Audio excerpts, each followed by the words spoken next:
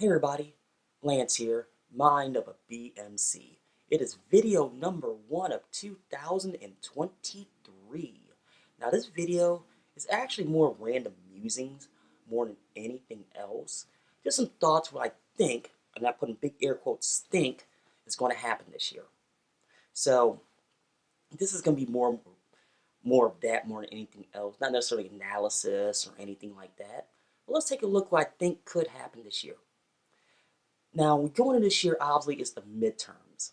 Now, the primaries really don't start until March, but people are already talking about it.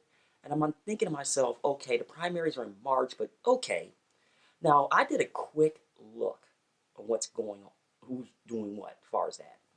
Now, as my quick count as of this morning, there are so many House seats being abandoned to retirement, running for Senate seats, going for state level positions, or some people just might outright lose their seat to redistricting. Now, when I looked this morning, there's 26, if I counted it right, 26 Democratic seats. That's a lot of seats. I don't care who it is. They're not running for a myriad of reasons, just like I said. But here's my biggest concern with this. They're not It's not because they're not running because of Biden. We already know that answer. My biggest fear is, let's say there's a complete red wave, and I'm going to take a lot of heat for this statement. That pendulum is going to swing so far that I think something bad might happen. Now, this is assuming Republicans win every single seat, and who knows that's going to happen. Now, when I'm watching people online and on the interwebs now, as I look over my screen, I'm watching a lot of people saying, oh, we don't want Trump populists, blah, blah, blah, blah, blah. It has nothing to do with that. Folks, completely and totally understand that. It has nothing to do with voting in Trump populists. It comes down to two words, power and fear, and I better explain. Right now, the way you got it set up, progressives have all the power. What that power means, they can control the narrative. Bottom line, that's what this is all about. It has nothing to do with voting Trump populist, and it's about power and control. Let's call it for what it is. I know it's going to make a lot of people mad at me making that statement, but hey, that's just my opinion. Now, they're so scared. I'm talking about the real politicos in this, and people at large are so scared of losing the power because of the control. They're doing and saying just about anything right now. And you can see it right on the interwebs. You don't need me to explain that. But my question is, and I'm saying this as a conservative, what are we going to do? What are we going to do to convince people to vote for you in this situation? The question has not been answered at all. But that's a very in-depth story. And I'm thinking to myself, with this, we have all that. I believe it's Group A for the Senate, but I really haven't looked into the Senate as of yet, and I'll get to the Senate in a moment. But this is going to be a very, very, very interesting cycle. Now, let's assume they clean sweep. I'm talking about Republicans do clean sweep. I think they're going to make a huge mistake if that happens. Let's assume this happens. They're going to try the 25th Biden. Now, unless they know they'll have the total votes in a Senate vote, on the Senate side, I think they'll do it more symbolically, and that's going to kill any type of momentum that conservatives would have in that situation. Yes, it sounds weird, but if you want to win, I'm going to give you some advice. Don't do that. Because that's going to embolden progressives like you've never seen before. Now, do I think from a presidential level, will he survive the end of this year? And I mean, as far as being the president, not dying. Let me make sure I'm poignantly clear. I'm talking about being in office by the end of this year. Honestly, I did get the over/under as 2, but if he survives being 25th, if that scenario happens, I'm not totally sure he'll be around for year 3.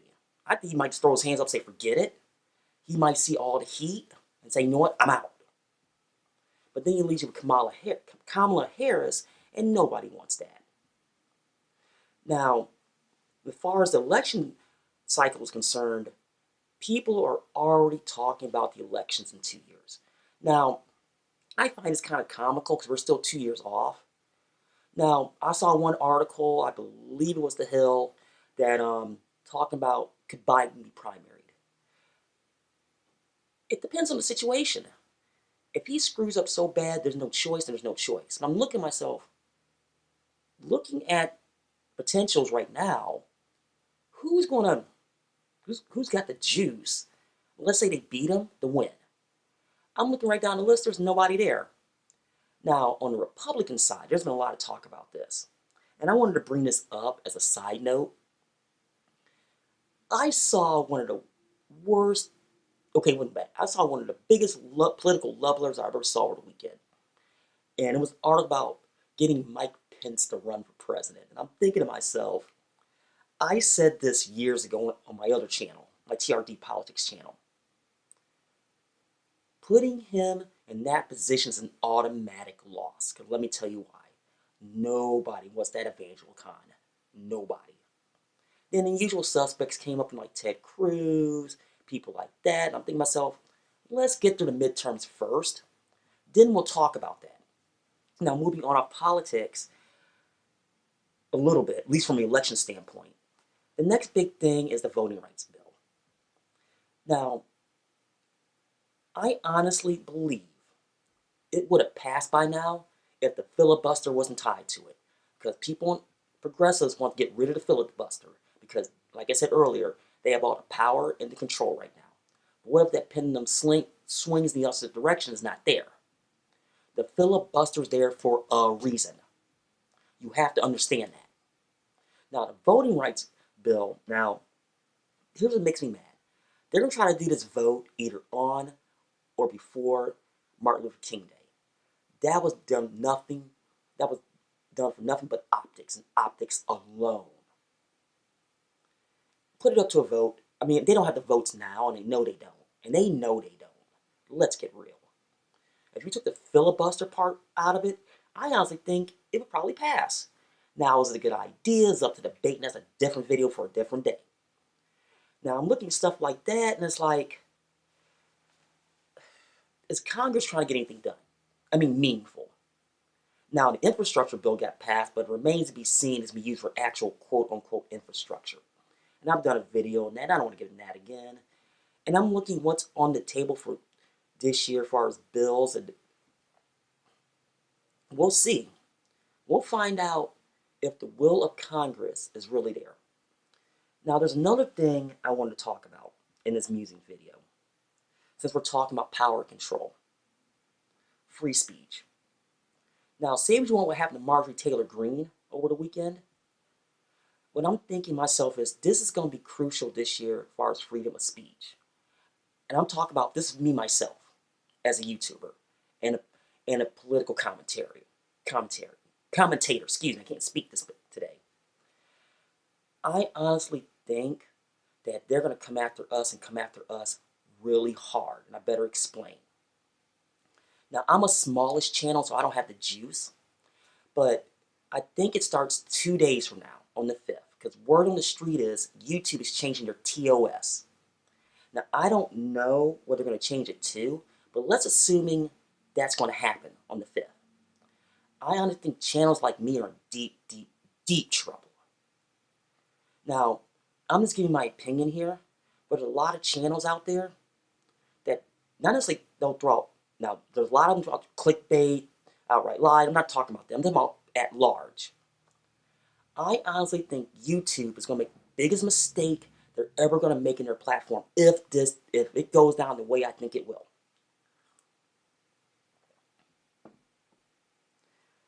YouTube as a platform is going to go out of their way to discredit every single one of us. We're not the CNNs, the Foxes, the Associated Presses, the Reuters, places like that. I'm about big, big places. There's a lot of times we're more right than they are, and they know it. That's why you think everybody's looking to decentralize their platforms. Now, let's say, for instance, and let me give you a perfect example of what I think could happen. Let's say I did a video on BitChute, for instance, and it got picked up by Google's algorithm, not YouTube's, Google's, and they, in some strange reason, figured that it's disinformation. They can deep six my YouTube channel. That's where I think it's going, and I've read the articles, at least in India, that kind of hinted at this last week, and I'm just hoping that doesn't happen from a free speech standpoint. Another thing, you see all these other platforms like Trump's what's going to launch here real soon, what they're doing right now with the other platforms like BitChute, things like that. I honestly think this is going to be a of war of freedom of speech this year. I mean, a big time war. And I think that the smaller platforms go after the bigger platform. Well, not go after, but challenge the big platforms. The big platforms are going to, as in YouTube, for instance, where I'm doing this video now, is trying to put their foot down. Because I honestly believe if they do what they're going to do, I think they're going to do, I honestly think that YouTube could lose up to 1/3 of their audience. If what I think is going to happen happens, I'm hoping I'm dead, dead, dead wrong on that. So let me know down in the comments below what you think on that particular subject, because it's kind of interesting. Now, another thing I've noticed that's going on this year is what's been going on with the virus. Now, I'm not going to weigh is it right or wrong. I'm not going to do that. Consult your doctor. This has gone from, I will say it's gone from peer pressure to downright canceling people. And that's dead wrong. Now, I need to do a separate video on that, knowing there's no hope of it being monetized. It'll probably be shadow banned. But that's okay. And I'm okay with that. But I need to do a video on that. Now, do I think that, is it gone too far? Probably. But, with that being said, we're going to see. Now, I will say this, and I wrap this video up. I'm kind of getting long-winded here. My channel. Now, for those of you who've been around and grown through over the last year, I thank you for joining my channel. Now, unless something major happens on the 5th regarding YouTube, here's my plan. I want to get the views. I want to expand. Now, I want to do a little more long form. That's the place to be. Now, I'm not going to be like some people out there, take one article and turn one thing and turn to a 30-minute smudge. I'm not going to do that. I'm also not going to play the circle jerk or follow the leader either. That's not my gig. As you guys know, I don't do that. I don't play the clickbait game. I don't do any of that stuff. My thing right now is to stay the course. Nothing more, nothing less. That's all I want to do. But hopefully in the coming weeks and months, I get more of a schedule, what I want to do, how I want to do it. I'll probably do more on mobile phone video because I'm on the road or working all the time versus sitting here in my studio, my office, you see it here, and get more stuff done. Well, folks, I want to thank you for watching. Always do that great stuff. You know what it is. I don't need to bring it up. You have a safe and wonderful 2022, and this is Lance, mind of a B.M.C.